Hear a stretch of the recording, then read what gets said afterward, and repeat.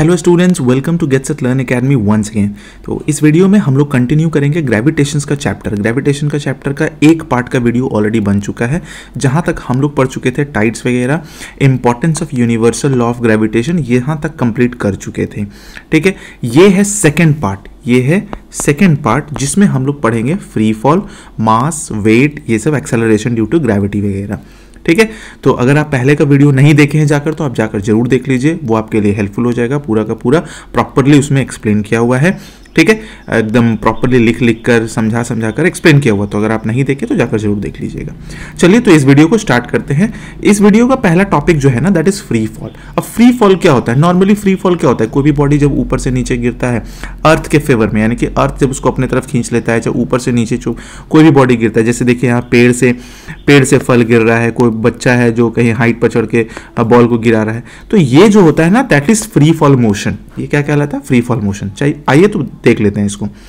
Any object drop from some height always fall towards the earth. कोई भी distance पर, यानी कि थोड़ा हाइट डिस्टेंस पर अगर कोई भी बॉडी को ड्रॉप किया जाता है, तो वो क्या होता है ना, वो अर्थ की तरफ आता है। If a feather and a stone are dropped from the top of a tower, अगर एक फेदर को, यानी कि एक फेदर को और एक स्टोन को अगर ऊपर से गिराया जाता है, it is observe that feather falls on to the ground much lighter than the stone. ठीक है, अब देखो होता क्या है कि जब फेदर को गिराया जाएगा और जब स्टोन को गिराया जाएगा, तो ये दोनों में से सबसे पहले कौन गिरेगा भाई? स्टोन गिरेगा। फेदर क्यों नहीं गिरेगा? तो इसके पीछे दो वजह है। ठीक है ना, दो वजह है। फेदर क्यों नहीं गिरेगा, इसका सबसे पहला इंपॉर्टेंट कारण बता देते हैं। ये जो है ना, इसका सरफेस एरिया ज्यादा होता है। अगर एक छोटा सा बॉल गिराते हैं तो वो जल्दी गिर जाएगा, और ये थोड़ा लेट से गिरेगा, क्योंकि इसका सरफेस एरिया ज्यादा होने की वजह से एयर का रेजिस्टेंस लगता है, जिसको हम लोग ड्रैग भी बोल सकते हैं। एयर का रेजिस्टेंस लगता है, तो एयर उसको क्या करता है? रोकना चाहता है, बट फिर भी वो अर्थ के इन्फ्लुएंस में नीचे गिरता चला जाता है, तो उसको टाइम लगता है। बट इसके साथ एयर काम नहीं करता है। ठीक है ना, इसका सरफेस एरिया वैसा नहीं है, एरोडायनेमिकली होता है, जिसकी वजह से वो आसानी से नीचे चल जाता है हवा को चीरते हुए। ठीक है, चलिए, अब कंडीशंस क्या बनता है कि अगर एयर में है, ये दोनों है, यानी कि एक फेदर है और एक बॉल है, अगर एयर में हो रहा है, तो स्टोन क्या गिरेगा? फर्स्ट में गिरेगा, यानी कि फर्स्ट रैंक लाएगा, और फेदर क्या करेगा? सेकंड में गिरेगा। इसका वजह हम बता चुके हैं, surface area with more air resistance. Clear है? लेकिन अगर देखा जाए विदाउट एयर, अगर एयर नहीं है, यानी कि वैक्यूम वाला चेंबर में अगर क्या है, जहां से एयर निकाल लिया जाए, एक चेंबर के अंदर जहां एयर है ही नहीं, वहां अगर गिराया जाए, तो ये दोनों क्या होता है ना, वो सेम पोजीशन से गिरता है, मतलब सेम टाइम पर गिरता है अर्थ पर। ठीक है, क्योंकि इसके बीच में कोई भी एयर का ड्रैग, एयर का रेजिस्टेंस नहीं होता है। क्लियर हो गया? जहां एयर का रेजिस्टेंस नहीं होगा, दोनों को अर्थ अपनी तरफ सेम एक्सेलरेशन से खींचेगा। क्लियर हो गया? ये स्लाइड आपको समझ में आ गया? चलिए, अब फ्रीली फॉलिंग बॉडीज, जो फ्री फॉल पढ़ रहे थे, थोड़ा सा फ्रीली फॉलिंग बॉडीज पढ़ लेते हैं। इससे रिलेटेड दो एक्सपेरिमेंट है। एक्सपेरिमेंट क्या है? दो अलग अलग साइंटिस्ट लोग एक्सपेरिमेंट दिए थे, उसको हम थोड़ा एक्सप्लेन करने का कोशिश किए यहाँ पर। Astronaut David Scott perform a lunar free fall experiment on the surface on the moon in 1970। 1970 में एस्ट्रोनॉट डेविड स्कॉट एक एक्सपेरिमेंट परफॉर्म किए थे। ठीक है ना, lunar free fall experiment surface of the moon पर 1970 में। He dropped a hammer and a feather simultaneously in the airless vacuum of space. वो क्या किए? एक हैमर गिराए और एक फेदर गिराए जहां एयर था ही नहीं, एयरलेस वैक्यूम, जहां एयर है ही नहीं, जहां जिसको हम लोग हिंदी में निर्वात बोलते हैं, हाँ निर्वात बोलते हैं, जहां एयर नहीं होता है, गिराया जाता है। Both experience the same acceleration due to lunar gravity. और जब वॉच किया गया, ऑब्जर्व किया गया, तो दोनों जब बॉडी जब गिर रहा था, एक हैमर गिर रहा था और एक क्या गिर रहा था? फेदर गिर रहा था। जब दोनों गिर रहा था, तो दोनों में एक्सेलरेशन सेम था and hit the lunar surface at the same time, और मून का सरफेस को वो सेम टाइम पर हिट किया।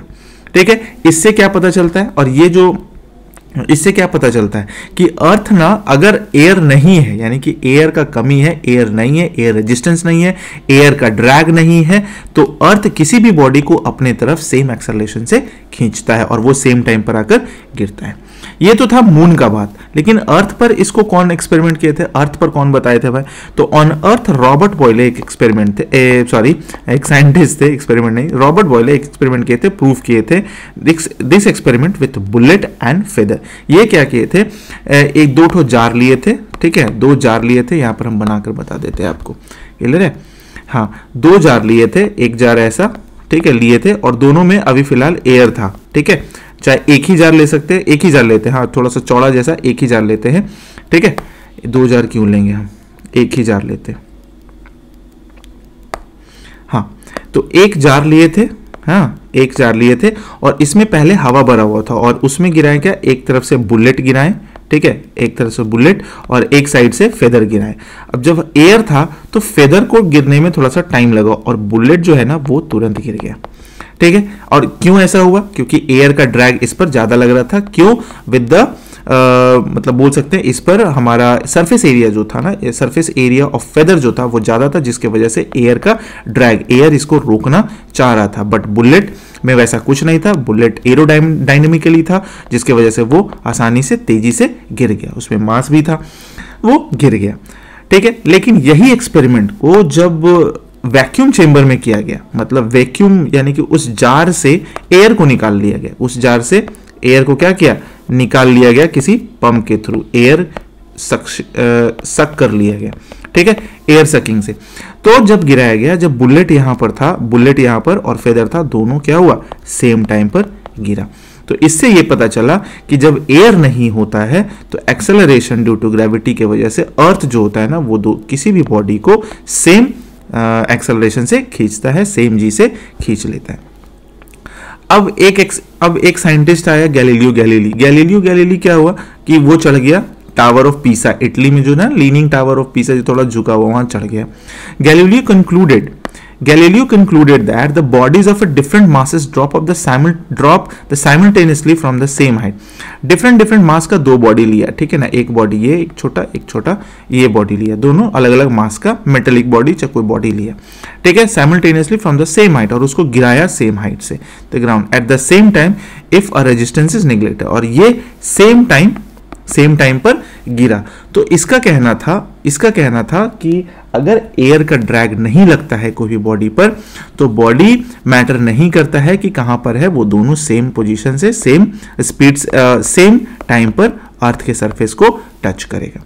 तो यहां सिर्फ और सिर्फ इंपॉर्टेंट बन जाता है क्या, एयर का रेजिस्टेंस, एयर ड्रैग, ठीक है ना। अगर एयर नहीं है, वैक्यूम है, तो वहां एयर ड्रैग अप्लाई नहीं होगा, और अगर एयर है तो वहां एयर रेजिस्टेंस अप्लाई होगा। क्लियर है, समझ में आ गया होगा ये लीनिंग टावर ऑफ पीसा वगैरह का एक्सपेरिमेंट, और ये जो मून का सरफेस पर किया गया था, ठीक है। आगे बढ़ते हैं, अब पढ़ते हैं हम लोग एक्सेलरेशन ड्यू टू ग्रेविटी, जिसका चर्चा हम लोग अभी तक करते आ रहे थे कि कोई बॉडी को अर्थ अपने तरफ किस एक्सेलरेशन से खींचता है, तो that acceleration is known as acceleration due to gravity. The acceleration with which a body falls towards the earth due to Earth gravitational pull is known as acceleration due to gravity irrespective of its masses। ठीक है, मतलब ये हो गया कि acceleration with which a body falls towards the earth, मतलब ऐसा acceleration जिसके वजह से कोई भी बॉडी अर्थ की तरफ खींचा चला जाता है, अर्थ की तरफ, अर्थ उसको उस एक्सेलरेशन से खींचता है। यानी कि देखो, अब कोई भी बॉडी को ऊपर से जब नीचे गिराया जाता है, ठीक है, तो इसमें मोशन आता है, और जहां मोशन आता है वहां एक्सेलरेशन आएगा। तो अगर सरफेस अगर हॉरिजॉन्टल फॉर्म में देखा जाए तो इस एक्सेलरेशन को सिंपल एक्सेलरेशन बोलते हैं, हॉरिजॉन्टल एक्सेलरेशन। बट अगर वर्टिकल फॉर्म में अगर कोई चीज गिर रहा है तो इस एक्सेलरेशन को एक्सेलरेशन ड्यू टू ग्रेविटी बोलते हैं, एक्सेलरेशन ड्यू टू ग्रेविटी बोलते हैं, जिसको हम लोग जी से डिनोट करते हैं। तो यहां it is denoted by G हो गया। डेफिनेशन है फ्री फॉल क्या होता है। फ्री फॉल का definition, the fall of a body is known as free fall if it is falls under the action of gravitational force of the earth in the absence of air resistance. Free fall मतलब क्या हो गया कि कोई भी body जब ऊपर से नीचे गिर रहा है, कोई भी बॉडी एक सेम हाइट से, एक प्रॉपर डिस्टेंस से ऊपर से गिर रहा है तो अर्थ की तरफ ही गिरेगा, और वो क्या हो जाता है, फ्री फॉल कहलाता है। The fall of a body known as free fall if it is fall under the action of gravitational force. Earth अब ग्रेविटेशनल फोर्स की वजह से, अर्थ के ग्रेविटेशनल फोर्स की वजह से वो चीज अर्थ की तरफ आ जाता है। ड्यूरिंग फ्री फॉल, यहां पर फॉर लिखा गया है, यहां पर आप इसको सुधार लीजिएगा, यहां पर काट देते इसको, ये यहां क्या है, फॉल, ठीक है। During free fall only gravity acts on the object, यानी कि जब फ्री फॉल होता है तो सिर्फ और सिर्फ क्या एक्ट होता है बॉडी पर, ग्रेविटी एक्ट होता है, ठीक है, ये ध्यान में रखना होगा। Motion of freely falling body is uniformly accelerated motion, और ये यूनिफॉर्मली एक्सेलरेटेड मोशन होता है, एकदम सेम एक्सेलरेशन से गिरता है, कोई भी बॉडी को अर्थ सेम एक्सेलरेशन की तरफ से खींचता है। ऐसा नहीं कि हम गिरेंगे तो हम पर लगेगा 50 जी का, यानी कि 50 मीटर पर सेकेंड स्क्वायर, और कोई छोटा सा बॉडी गिरेगा तो उस पर लगेगा 10, नहीं, सारे के सारे बॉडी को वो खींचता है उसी जी के वैल्यू। सब जी का वैल्यू को भी हम लोग देख लेंगे अभी, ठीक है। चलिए अब आते हैं यहां पर,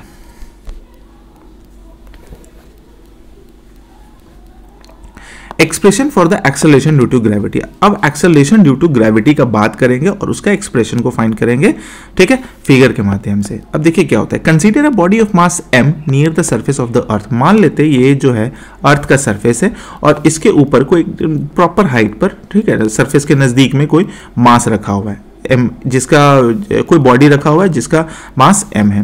the force acting on the body is the gravitation force of the earth. अब जाहिर सी बात है कि अगर ऊपर से कोई बॉडी गिर रहा है तो इसके तरफ से क्या होगा, अर्थ क्या करेगा, उस पर ग्रेविटेशनल फोर्स अप्लाई करेगा, ग्रेविटेशनल फोर्स के थ्रू वो खींचने का कोशिश करेगा उसको।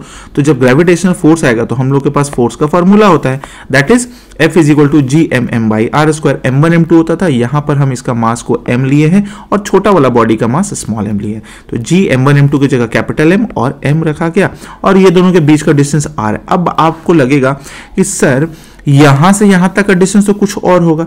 अब देखिए बात समझने का कोशिश कीजिए, यहां पर अगर मान लीजिए ये अर्थ है, ठीक है ना, अर्थ बहुत बड़ा होता है, अब कोई बॉडी को गिरा रहा है, इसका रेडियस होता है लगभग 6400 किलोमीटर, ठीक है ना, 6400 किलोमीटर। अगर कोई बॉडी को अगर आप 1 किलोमीटर ऊपर से गिराएंगे भी, सपोज कीजिए 1 किलोमीटर आप ऊपर चल गए, बुर्ज खलीफा पर चढ़ गया, वहां से कोई बॉडी को गिरा रहे हैं, तो ये 6400 किलोमीटर यानी कि 6400 किलोमीटर के सामने इस 1 किलोमीटर का क्या औकात है, कुछ तो नहीं है, जिसके वजह से क्या होता है ना, इसको हम लोग नेग्लिजिबल मान लेते हैं और पूरा का पूरा रेडियस हम लोग 6400 किलोमीटर ही इमेजिन कर लेते हैं, तो रेडियस का कोई इफेक्ट नहीं लगता है। तो ये चीज आपको ध्यान में रखना पड़ेगा। F G M M by are square, तो मास ऑफ द अर्थ हो गया और रेडियस ऑफ द अर्थ हो गया। क्यों रेडियस, अब बॉडी का डिस्टेंस क्यों नहीं लिए, ये हम आपको यहां पर ऑलरेडी प्रॉपरली समझा दिए, ठीक है, ये हो गया। This gravitational force produces acceleration. अब देखिए जब फोर्स अप्लाई हो रहा है, ग्रेविटेशनल फोर्स, अर्थ ग्रेविटेशनल फोर्स के थ्रू खींच रहा है, तो बॉडी में मूवमेंट आएगा, तो क्या हो जाएगा, फोर्स अप्लाई हो रहा है और फिर एक्सेलरेशन भी आएगा। तो this gravitational force produce acceleration equal to g, ये small g on the body of mass m। अब क्या होता है, कोई बॉडी में मूवमेंट आता है तो वहां हम लोग कौन सा फॉर्मूला अप्लाई करते हैं, Newton second law of motion, that is F is equal to ma। But यहां पर बॉडी क्या हो रहा है, a नहीं, यहां पर g होगा। क्यों, क्योंकि बॉडी ऊपर से नीचे गिर रहा है। हम क्या बताए थे अभी कि अगर बॉडी हॉरिजॉन्टली चल रहा है तो यहां a अप्लाई करेंगे, बट बॉडी अगर वर्टिकली गिर रहा है तो वहां पर हम लोग g अप्लाई करेंगे, that is F is equal to mg। ये हमारा इक्वेशन 1 हो गया, ये हमारा इक्वेशन 2 हो गया। अब दोनों को जैसे ही कंबाइन कर देते हैं, दोनों इक्वेशन को, फ्रॉम इक्वेशन 1 एंड 2, तो हो गया mg is equal to G M M by are square. m से m हमारा कैंसिल हो गया, बच गया g is equal to G M capital M by are square. ये हमारा एक्सप्रेशन निकल गया एक्सेलरेशन ड्यू टू ग्रेविटी का, एक्सेलरेशन ड्यू टू ग्रेविटी का एक्सप्रेशन फाइंड हो गया। कंक्लूजन क्या आता है, कंक्लूजन ये आता है कि acceleration due to gravity is directly proportional to the mass of the earth, ठीक है ना। अब ध्यान दीजिएगा, एक्सेलरेशन ड्यू टू ग्रेविटी जो होता है ना, वो डायरेक्टली प्रोपोर्शन होता है मास ऑफ द अर्थ, और फिर इनवर्सली प्रोपोर्शन होता है 1 बाई रेडियस स्क्वायर का। देखिए यहाँ पर मास ऑफ द अर्थ हो गया जो कि डायरेक्टली प्रोपोर्शनल हो गया, जी तो कांस्टेंट है मेरा, तो एक डायरेक्टली प्रोपोर्शनल हो गया मास ऑफ द अर्थ का, ठीक है, और दूसरा इनवर्सली प्रोपोर्शनल हो गया किसका, distance of square of the distance between them, या square of the radius of the earth का। Acceleration due to gravity is inversely proportional to the square of the radius of the earth. तो ये दोनों चीज भी हम लोग को लिए कंक्लूडेड फॉर्म में मिल गया। प्रॉपर फॉर्मूला हम लोग का क्या हो गया, जी का, स्मॉल जी का, g is equal to G M by are square. अब यहां पर कुछ फैक्ट लिख दिए हैं। Acceleration due to gravity does not depends upon the mass of the body. किसी भी बॉडी के मास पर डिपेंड नहीं करेगा एक्सेलरेशन ड्यू टू ग्रेविटी, क्योंकि यहां से मास कैंसिल हो गया तो मास ऐसे ही चला गया, और मास पर डिपेंड नहीं करेगा। अर्थ सबको एक ही जी से अपनी तरफ खींचेगा। Bodies of different masses are accelerated towards the earth with the same acceleration. ये चीज तो हम समझा ही चुके हैं अभी कि कोई भी मास हो, कितना भी मास हो, सबका सेम एक्सेलरेशन होगा towards the earth. Direction of ji is towards the centre of the earth, और डायरेक्शन ऑफ जी जो होगा ना वो सेंटर ऑफ द अर्थ की तरफ होगा, इधर उधर नहीं होगा, अर्थ के सेंटर की तरफ सबको मूव करना होता है। क्लियर है, ये समझ में आ गया। तो expression for the acceleration due to gravity आपके लिए इंपॉर्टेंट हो जाता है, ये आपको जानकर और ध्यान में रखना पड़ेगा, नोट्स आप लोग बना लीजिएगा। अब हम लोग करेंगे calculation of acceleration due to gravity on earth. अब acceleration due to gravity earth पर कितना होता है, क्या वैल्यू होता है, उसका वैल्यू हम लोग फाइंड करेंगे। हम लोग को पता चल चुका है क्या, we know G is equal to G M by are square. यहाँ पर एम मेरा क्या है, that is mass of earth, और जिसका वैल्यू होता है 6 × 10⁻24 kg। ठीक है, अप्रोक्सीमेटली लेते हैं, पूरा का पूरा एग्जैक्ट तो नहीं हो सकता, 6 × 10⁻24 kg। और रेडियस ऑफ अर्थ जो होता है वो होता है 6.4 × 10⁻6 metre, radius of earth. G का वैल्यू हम लोग ऑलरेडी जानते हैं, दैट इज ग्रेविटेशनल कांस्टेंट। तो gravitational constant 6.67 × 10⁻11 newton metre square kg inverse 2। तो ये तीन वैल्यू हम लोग को मिल गया। अब ये तीनों वैल्यू हम लोग यहाँ पर पुट कर देंगे और सॉल्व करेंगे, तो नियर टू हम लोग पहुंच जाएंगे 9.8 न्यूटन kg इनवर्स। अब न्यूटन को हम लोग क्या लिख सकते हैं, kg मीटर सेकेंड इनवर्स 2, और ऑलरेडी मेरा kg इनवर्स है, तो ये kg से ये kg तो कैंसिल हो गया, तो बच गया मेरे पास क्या, मीटर सेकेंड इनवर्स 2, यानी कि g का जो वैल्यू आ गया मेरे पास आ गया 9.8 मीटर पर सेकेंड इनवर्स, यानी कि मीटर सेकेंड इनवर्स 2 बोल सकते हैं, यानी कि जी का वैल्यू कितना हो गया 9.8। कभी कभी हम लोग क्वेश्चंस के अकॉर्डिंगली, क्वेश्चंस में लिखा होता है, तो कभी कभी हम लोग जी का वैल्यू 9.8 लेते ही है, जो कि होता ही है, और कभी कभी जी का वैल्यू हम लोग 10 मीटर पर सेकेंड स्क्वायर भी ले लेते हैं। ये क्वेश्चन में मेंशन होता है और उसी के बेसिस पर हम लोग काम कर लेते हैं। That means value of acceleration due to gravity on the surface of earth g is equal to 9.8 metre per second square. तो इसको आपको हमेशा ध्यान में रखना होगा, 9.8 न्यूमेरिकल बनाने के लिए बहुत ज्यादा इंपॉर्टेंट हो जाता है। ये हो गया हमारा calculations of acceleration due to gravity on the earth. अब बात करते हैं calculation of G on the surface of moon. अब अर्थ का फाइंड किए तो मून का भी फाइंड करते हैं, क्योंकि मून पर भी तो हम लोग जा ही चुके हैं, है ना। तो वी नो जी मून, अब जैसे जी अर्थ का फाइंड कर रहे थे उसी तरीके से मून का फाइंड करेंगे। जी मून, कैपिटल जी, ये तो यूनिवर्सल है, mass of moon by R, radius of moon, that is R moon square. अब हमारे पास डेटा है, क्या है भाई, तो मून का मास कितना है 7.4 × 10⁻22 kg, रेडियस ऑफ मून कितना है 1.75 × 10⁻6 metre, and acceleration gravitational constant जो कि यूनिवर्सल है 6.67 × 10⁻11 newton metre square kg inverse 2। कभी कभी 6.67, 6.673 ले सकते हैं, अप्रॉक्स वैल्यू में आता है।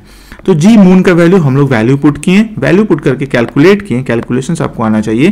कैलकुलेट करने के बाद अप्रॉक्स वैल्यू हमारे पास आया 1.6 मीटर पर सेकेंड इनवर्स, पर second square, metre per second square. ठीक है, अब जी मून और जी अर्थ को जब हम कंपेयर करते हैं, जी मून यानी कि मून पर gravity, acceleration due to gravity, और अर्थ पर जब कंपेयर करते हैं 1.6 बाई 9.8, तो अप्रोक्सीमेटली 1.6 आता है। इसके बेसिस पर हम लोग बोल सकते हैं कि मून पर जो ग्रेविटी जो होता है ना, वो अर्थ के ग्रेविटी का 1/6 होता है, और ये बहुत ही इंपॉर्टेंट रिलेशन है, एग्जाम में एकदम डायरेक्टली क्वेश्चन आते हैं। ठीक है, अर्थ पर जो ग्रेविटी होगा उसका 1/6 होता है मून पर ग्रेविटी। ठीक है, यानी कि अगर ग्रेविटी वहां पर अर्थ पर 100 है तो मून पर कितना हो जाएगा 100/6। Acceleration due to gravity on the surface of the moon is 1/6 times the acceleration due to gravity on the surface of the earth। ये आपको एकदम ध्यान में रखना होगा हर हाल में अच्छे से। ठीक है, चलिए अब आते हैं, थोड़ा सा जान लेते हैं difference between universal gravitation constant and acceleration due to gravity. यानी कि कैपिटल जी है ना, कैपिटल जी हम लोग देखेंगे, एक यहाँ पर है, हाँ कैपिटल जी, और ये है स्मॉल जी। कैपिटल जी और स्मॉल जी के बीच में डिफरेंसेस पढ़ेंगे और जानेंगे। चलिए तो स्टार्ट करते हैं, इसको देख लेते हैं फटाक से। सबसे पहला, the gravitation force acting between unit masses kept at a unit distance away from each other equal to gravitation constant. Gravitation constant क्या हो गया, the gravitation force acting between unit masses, दो जो फॉर्मूला देखे थे ना, G is equal to F(r)² by m1 m2, यही वाला चीज है। And the acceleration produced in a body under the influence of the force of gravity. और ये कैसे क्रिएट होता है भाई, ये क्रिएट होता है acceleration produced in a body under the influence of the force of gravity also alone is called gravitation acceleration of the earth और एक्सेलरेशन ड्यू टू ग्रेविटी। ये हो गया जी। ये कैसे क्रिएट होता है, ये कैसे क्रिएट होता है, ऑलरेडी हम लोग डिस्कस कर चुके हैं फॉर्मूला के बेसिस पर। ग्रेविटेशन, आपके बुक में भी ये डिफरेंस दिया होगा, कोई जरूरी नहीं आप इसी को लिखो, आपके बुक में भी देख लेना, आपके बुक में और भी दिया होगा, उसको भी आप पढ़ सकते हो। छोटा छोटा एग्जाम में आएगा, छोटा छोटा लिख देना, डिफरेंस इज डिफरेंस, नॉट छोटा नॉट बड़ा। Gravitation constant is a scalar quantity, इसमें सिर्फ वैल्यू होता है, दैट इज कांस्टेंट वैल्यू, और इसका कुछ एक्सेलरेशन है, तो जब एक्सेलरेशन वेक्टर है तो हमारा gravity acceleration due to gravity भी तो वेक्टर ही होगा। The value of gravitation constant is a constant, ये तो समझ ही गए।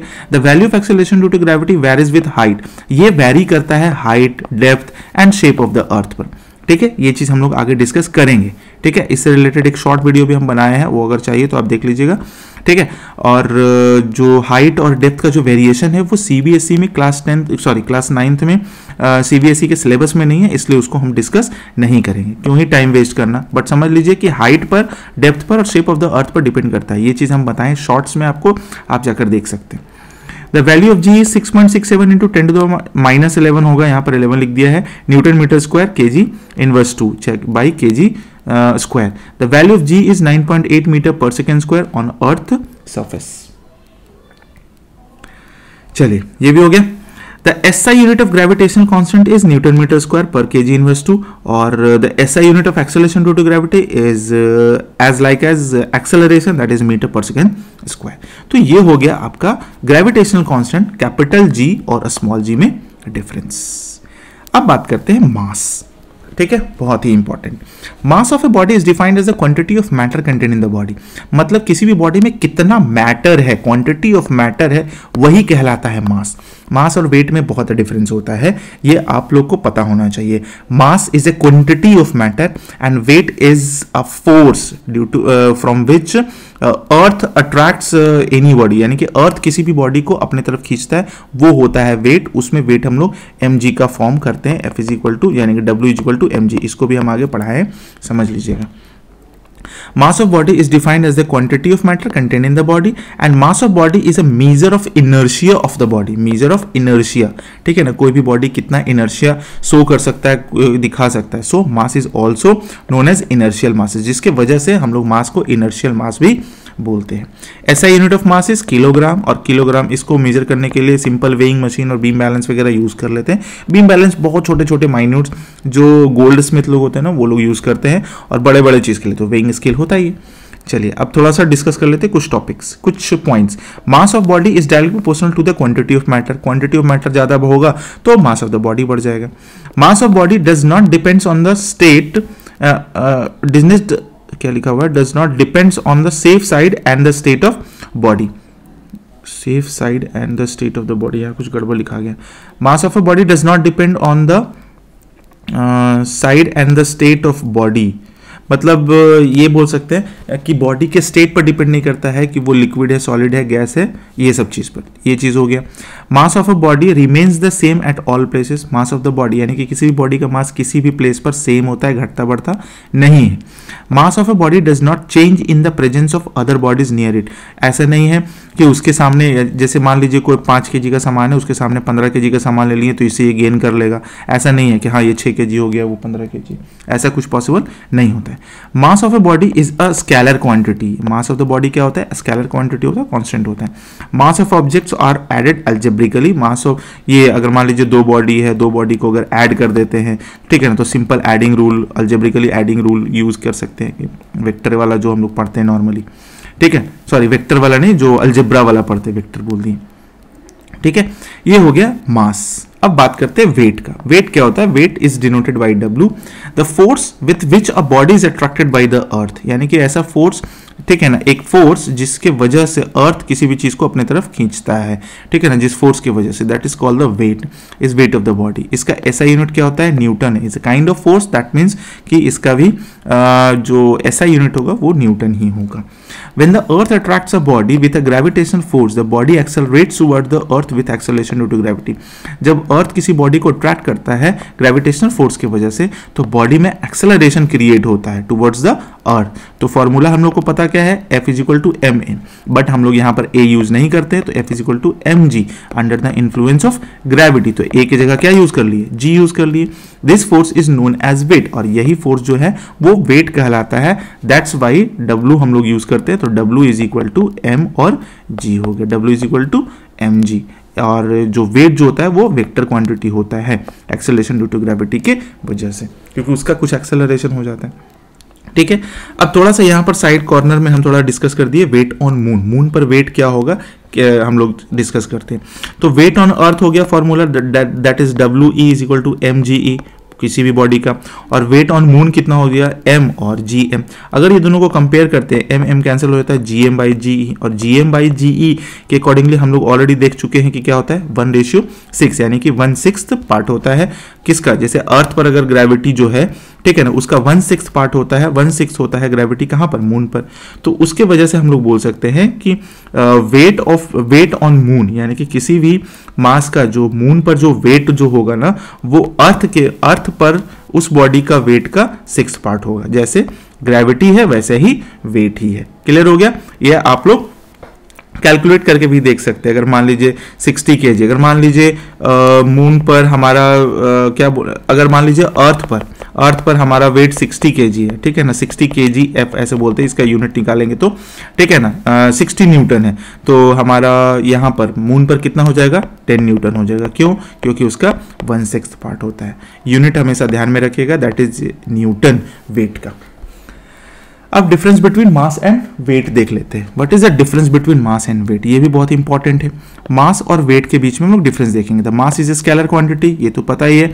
The weight is a vector quantity due to gravity, acceleration due to gravity, ठीक है। Mass of a rigid body is regular everywhere in universe. Mass क्या होता है? किसी भी बॉडी का रेगुलर होता है, यूनिवर्स के किसी भी पार्ट में चले जाइए। But weight of a rigid body alters from place to place and include 0 at the centre of the earth. और वेट क्या होता है? चेंज होता है, क्योंकि जैसे जैसे ग्रेविटी चेंज होगा ना, ग्रेविटी हाइट और डेप्थ और शेप ऑफ द अर्थ पर इन्फ्लुएंस होता है, तो वेट भी तो इन्फ्लुएंस होगा। सेंटर ऑफ द अर्थ में चले जाइए, वहां पर वेट 0 हो जाता है। Mass can be resulted by traditional balance, traditional में कोई वेइंग मशीन हो गया ये सब। Weight can be defined as a spring balance, spring balance से हम लोग क्या करते हैं? फोर्स को मेजर कर लेते हैं। The unit of mass is kg और gram, the unit of weight is newton. Mass can never be 0, mass कभी भी 0 नहीं हो सकता। Weight can be 0 based on the gravity acting upon it, ठीक है। वेट 0 हो सकता है, डिपेंड करता है कि ग्रेविटी क्या होगा। जैसा कि क्या हो जाता है, weight 0 at the centre of the earth. Mass does not change based on location, location के बेसिस पर चेंज नहीं होता। Weight change based on location depending on the gravity it experiences.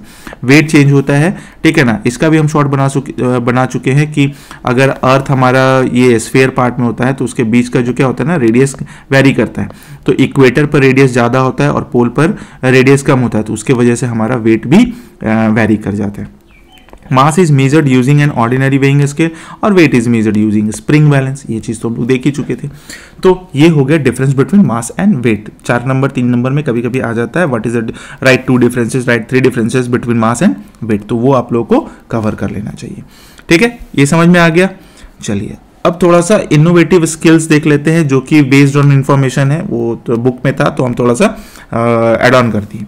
When a body is taken from the earth to the moon, the mass of the body remains the same, but the weight of the body decreases. होता क्या है, जब कोई भी body को अर्थ से moon पर ले जाया जाता है तो उसका मास सेम रहता है, बट बॉडी क्या होता है, डिक्रीज कर जाता है, जैसा कि हम एग्जांपल में बताएं वेट के टॉपिक में। Mass of a body is increases if the speed of the body is comparable to the speed of light. Speed of the body is comparable to the speed of light. Mass of the body को increase किया जा सकता है जब किसी भी body को move कराया जाए स्पीड ऑफ लाइट से मूव कराया जाए। ये एक इंफॉर्मेशन है। Athlete can jump higher on moon surface. Moon surface पर अगर एथलीट को जंप करने के लिए बोला जाए तो वो ज्यादा लॉन्ग जंप ले सकता है then on the earth surface, because the moon attracts object with less force then the earth. क्योंकि मून के पास अपना ग्रेविटी बहुत कम होता है, जिसकी वजह से वो बॉडी को कम अट्रैक्ट कर पाता है, जिसकी वजह से कोई बॉडी एयर में थोड़ा ज्यादा दूर तक और ज्यादा देर तक रह पाता है, जबकि अर्थ में ऐसा कुछ नहीं होता। अर्थ से आप खेलवाड़ कीजिएगा तो अर्थ आपको अपने तरफ लाके माथा फुड़वा लेगा, पटक लेगा, ठीक है।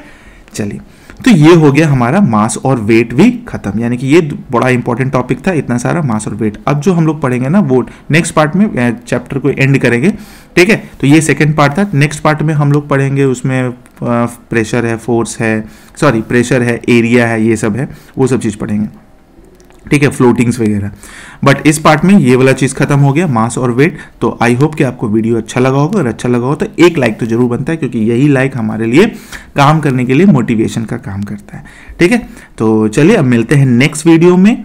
नेक्स्ट टॉपिक के साथ। तब तक के लिए अपना ध्यान रखिए, पढ़ते रहिए, नोट्स बनाइए, प्रैक्टिस कीजिए, न्यूमेरिकल्स बनाइए। ठीक है, अगर कोई न्यूमेरिकल्स में प्रॉब्लम हो तो आप जरूर बताइए, न्यूमेरिकल्स का भी एक सेपरेट वीडियो बना देंगे। ठीक है, तो मिलते हैं नेक्स्ट वीडियो में। तब तक के लिए टेक केयर, बाय बाय।